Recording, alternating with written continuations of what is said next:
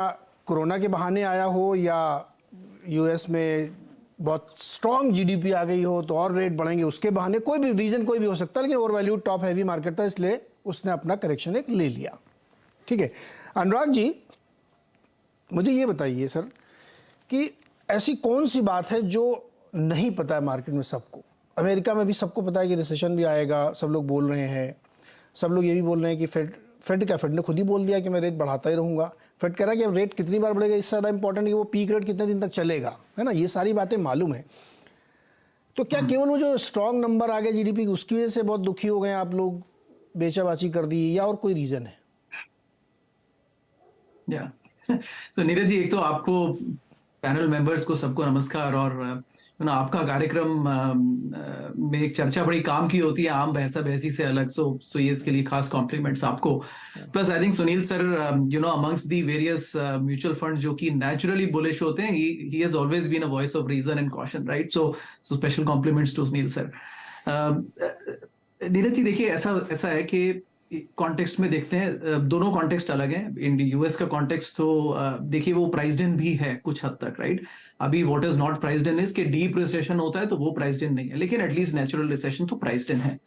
Indian markets पर अगर आए नीरज, तो देखिए, अब इसको मैं आपको 2020 से पिछले 3 साल के रिटर्न्स बताता हूं। अप्रोक्सीमेटली मैं हाई लेवल नंबर्स देख रहा था। निफ्टी आपका 55% ऊपर है। Jain 2020 which is pre Covid, तब तक कोविड का कोई हलचल नहीं थी। तो 55% हमने 3 साल में गेन किया है। निफ्टी स्मॉल कैप 72% गेन किया है, और निफ्टी आईटी 84% गेन किया है, इवन डिस्पाइट करेक्शन, राइट? अभी की बात है।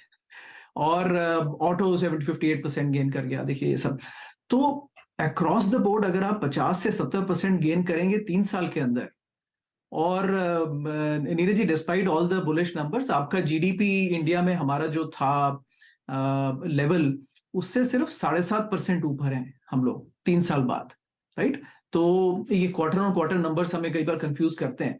अब इकोनॉमी अगर 7.5% ही ग्रो की है 3 साल में, मार्केट 70% ग्रो किया है, तो जिसको कहते हैं ना कि we are price to perfection, तो when you are price to perfection you are just one bad news away from a disaster.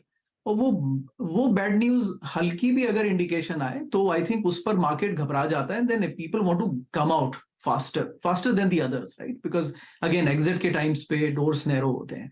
तो एक तो ये रीजन हमेशा है, और इंडियन मार्केट्स के लिए अभी थोड़ा टाइम ये रीजन बना रहेगा। देखिए नेचुरल सी बात है, अगर मैं इतने गेन्स पर बैठा हूं तो I want to be the first to move out, right? पहला रीजन ये है। बाकी सुनील सर ने 2 अच्छे रीजन बताए। देखिए ईयर एंड है तो एटलीस्ट फॉरेन इंस्टीट्यूशंस तो प्रॉफिट बुक करेंगे, बिकॉज बोनस जो मिलता है वो बुक्ड प्रॉफिट पर मिलता है, वो अनबुक्ड प्रॉफिट पर नहीं मिलता है। तो लॉस हार्वेस्टिंग भी होती है और प्रॉफिट बुकिंग भी होती है। और डिस्पाइट आपका क्वेश्चन जायज था कि लैपटॉप तो ले जाते हैं, आई थिंक दिस ये टीम काम करेगी, is a very Indian mindset.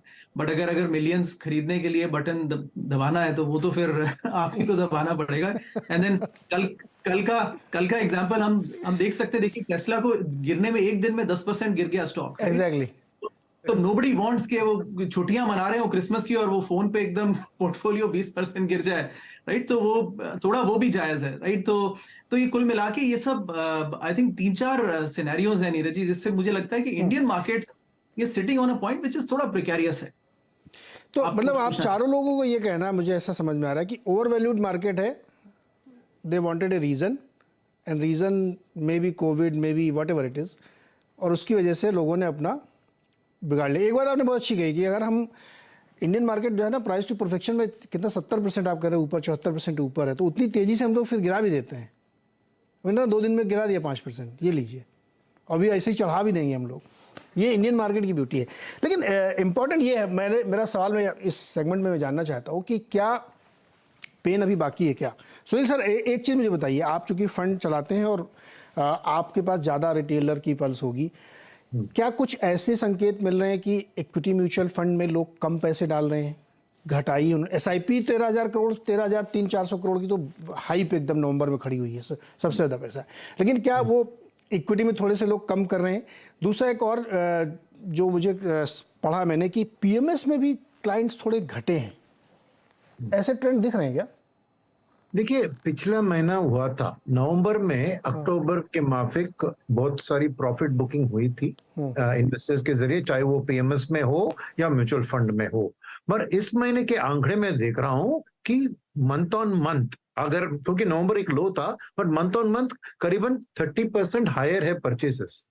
तो मेरे लिए लास्ट मंथ था वो जो स्थिति आप कह रहे हैं कि इन्वेस्टर्स प्रॉफिट बुक करके या पैनिक में सेलिंग करें, जो भी था लास्ट मंथ था। आज इसलिए लास्ट मंथ के आंकड़े हम देखने एकदम शार्प गिरे थे in terms of net flows into mutual fund, शायद कुछ साल के अंदर बहुत लोएस्ट थे।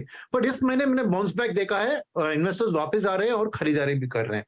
तो मेरे काउंटर में यही मेरे को दिख रहा है, और एसआईपी के बुक भी स्ट्रांग है, कोई अपना एसआईपी जल्दी क्लोज नहीं कर रहा है। तो November was a bad month, but December में मैं देख रहा हूँ बाउंस बैक हो रहा है। तो अब मैं उसकी चिंता मेरी को नहीं है, मुझे शायद ये एफआईआई की बेस्ड की सेलिंग के प्रेशर है। मैं थोड़ा सिंह जी से थोड़ा डिफरेंट व्यू ले रहा हूँ, ये डोमेस्टिक सेलर्स की नहीं है, म्यूचुअल फंड्स भी उतना सेलिंग नहीं कर रहे हैं। अपने आंकड़े दिखाए स्क्रीन में, 7,000 करोड़ एफआईआई की सेलिंग, 19,000 करोड़ म्यूचुअल फंड की बाइंग आपने अभी दिखाया। यस एफआईआई ने 8,500 करोड़ बेचा और पीआई ने 19,000 करोड़ से ज्यादा खरीदा है वही दिसंबर के 15-20 दिन में। वही तो, म्यूचुअल फंड के पास पैसा आ रहा है दिस महीने कंपेयर टू लास्ट मंथ, तो वो दिक्कत नहीं है। क्या है कि जब एफआईएस बेचते हैं तो कुछ गिने चुने लार्ज कैप को म्यूचुअल फंड खरीदने के लिए अपना स्मॉल एंड मिड कैप को बेचने की जरूरत पड़ती है, क्योंकि ज्यादा कैश नहीं रखते हम।